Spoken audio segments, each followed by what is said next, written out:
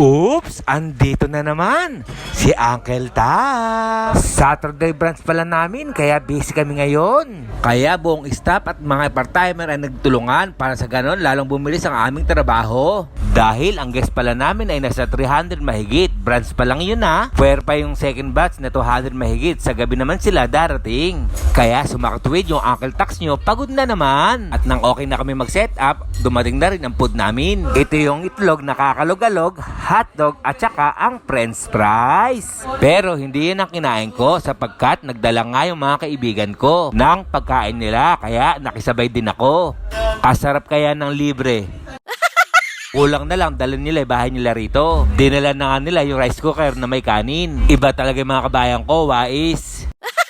At syempre, ang ulam nila ay sinigang na bangus. Kaya, kalasan ito. Kaya ang sabi ko nga sa inyo, libre. Eto nga, sabay-sabay na nga kaming kumain.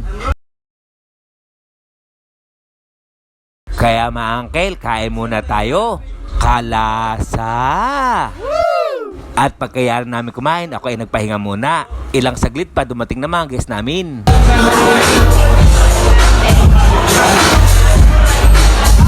At sinend ko naman sa mga guests yung mga order nilang pagkain. Starter pa lang to dito solve na sila. Kaya mga kababayan ko, tara na, subukan dito. At hindi kayo mabibigo pagkat masaya na, may pagkain na at may alak pa.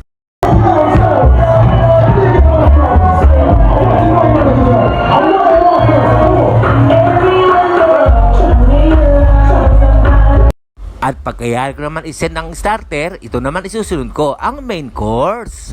At ang isusunod ko naman itong dessert. Kaya ang buhay mo ay tatamis, kalasa.